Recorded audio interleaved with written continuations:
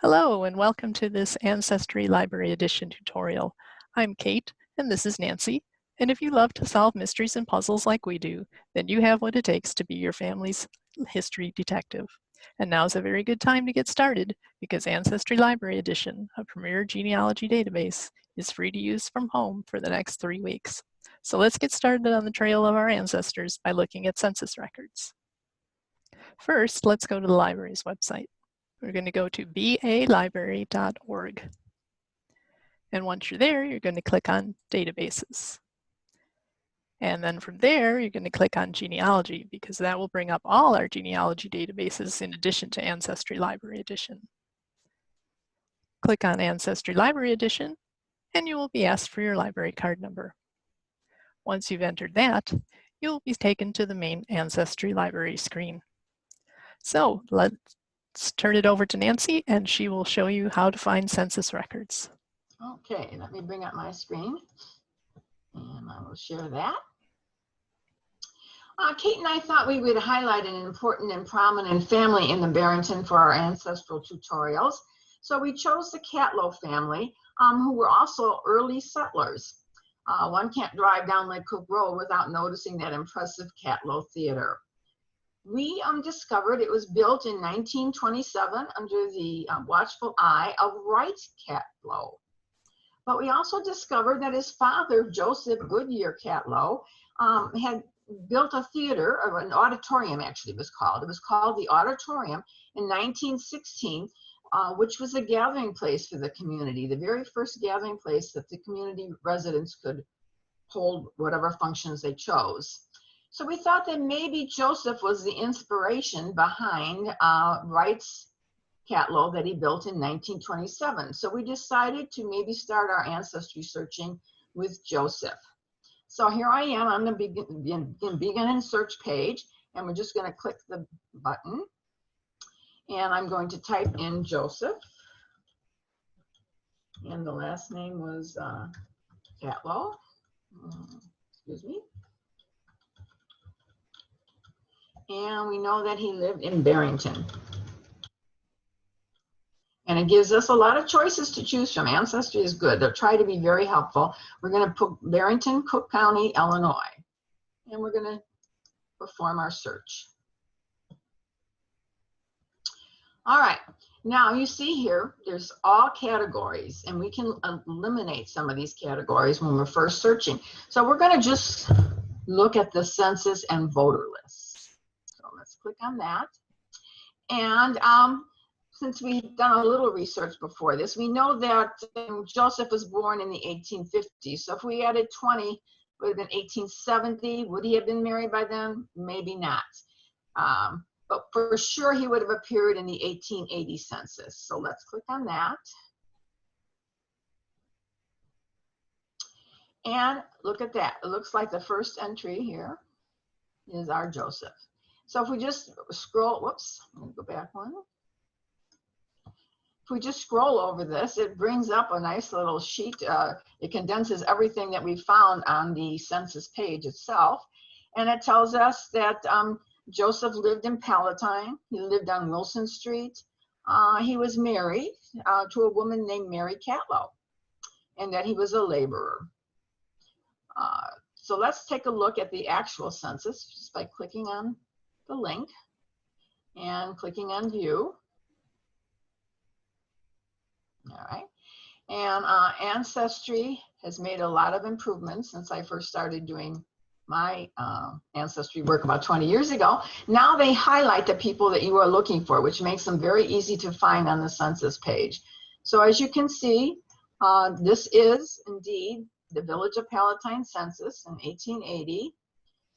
Over here on the left is the name of the street, Wilson Street, where he lived. It fails to give us an address, which is kind of sad.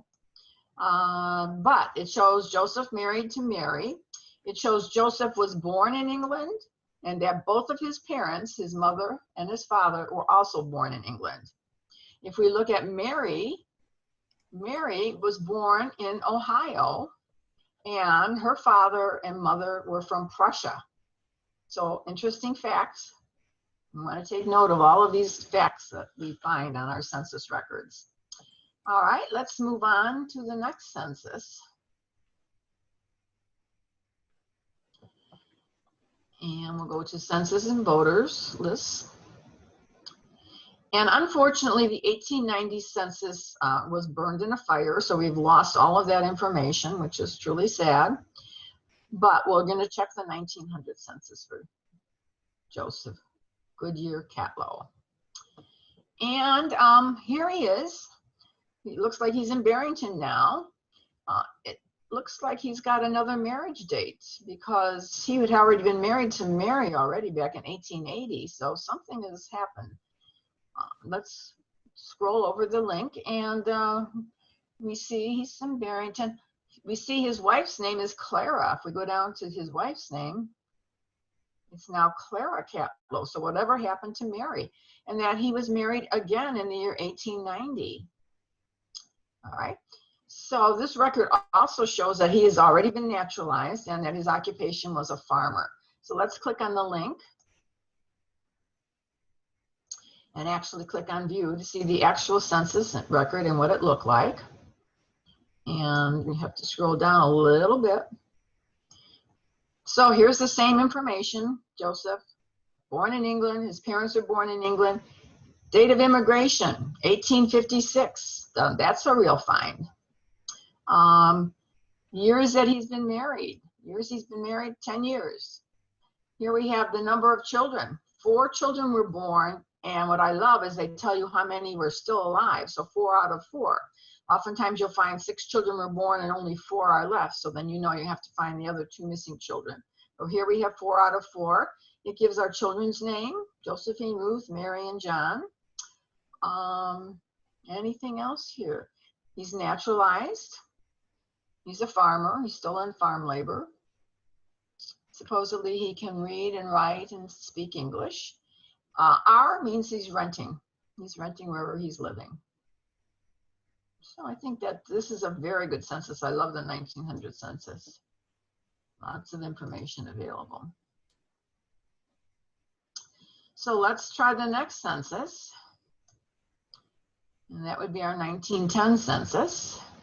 And you notice once I've typed in all my information, I don't have to retype that in. It will still keep that for me. And here we are in 1910 with Joseph Goodyear and Clara.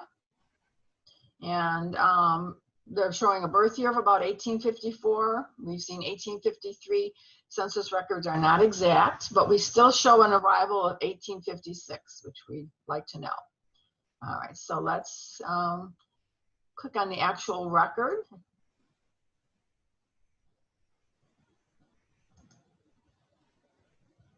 And let's see, where is this family? Right in the middle of the page. I don't know if I need to make it bigger for you. Oops. Okay. So Joseph, Clara, now they've been married on 19 years because in the other census it was about 10. And they've added a child. Now we have 5 children born and 5 live still living. And if we go down our list, we see that in addition to Josephine, Ruth, Mary, John, we now have Wright. And it looks like they have transcribed it as a B, but it's actually an R. He's really Wright Raymond Catlow. All right, so that now we find our Wright. And we're going to be looking at him more closely in our Thursday night program. So tune in for that. He's 8 years old, so that gives us a good indication of his birth, probably in 1902. Let's see, anything else we can glean from this census? All the children are still there. He still says he's still a farmer. Okay. And I think that's about all. So let's take a look at the 1920 census.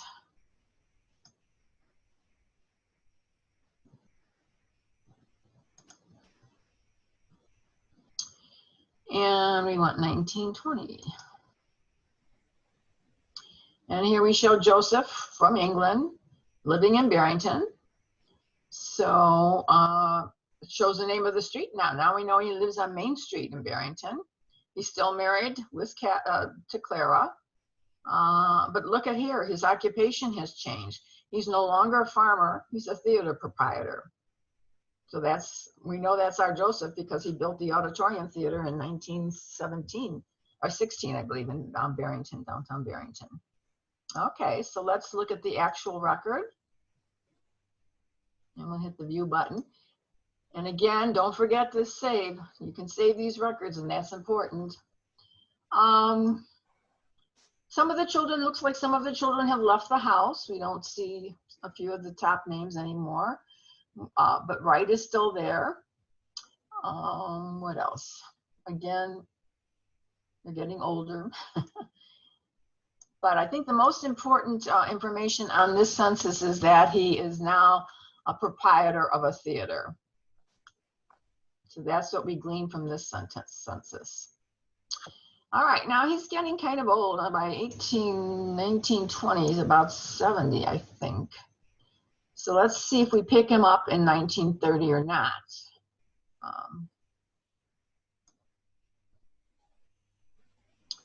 And we'll check the 1930s.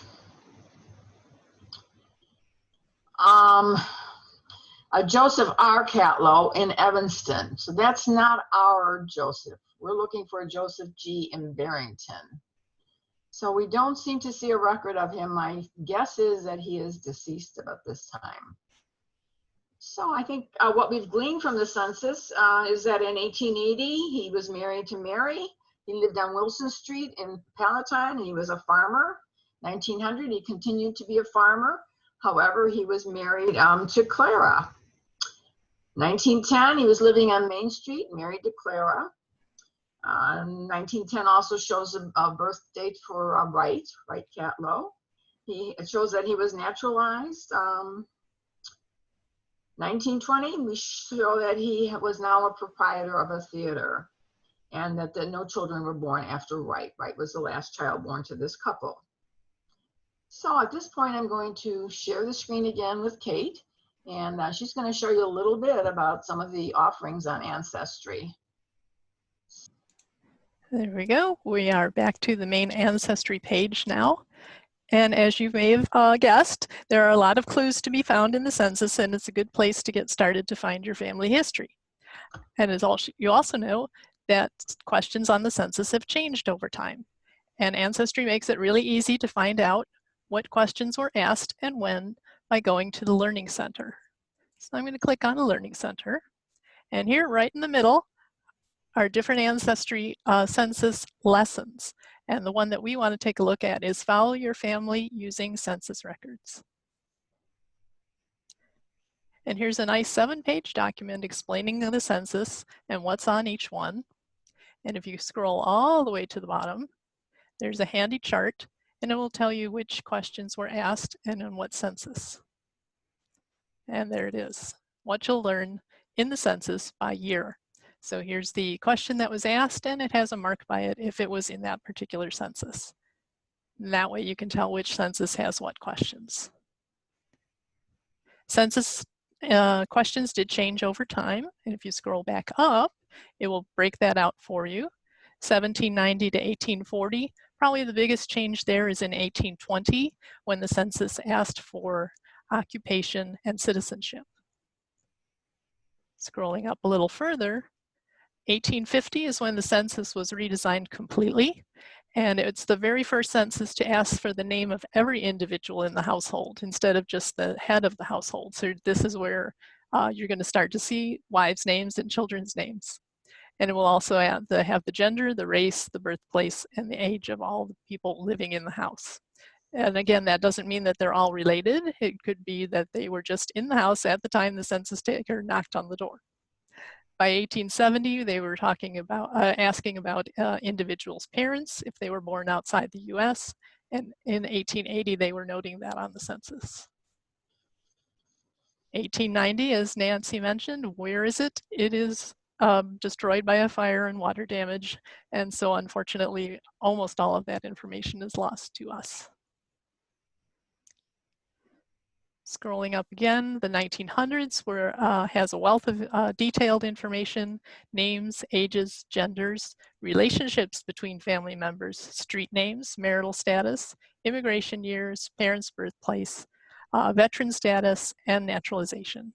So 1900 to 1920 are very noteworthy censuses.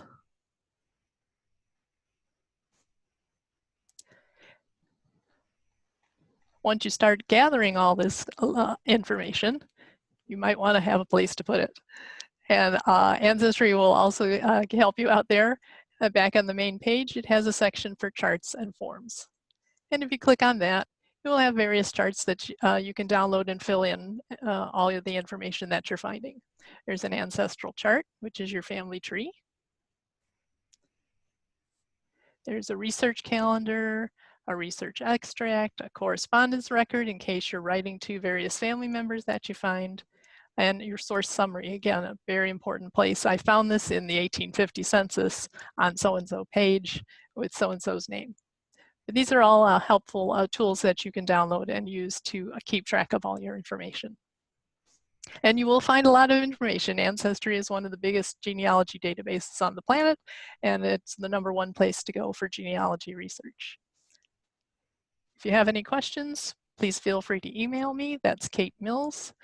And my email address is kmills@balibrary.org. We'll be happy to answer any of your questions. Thank you, and we hope you have fun finding your family.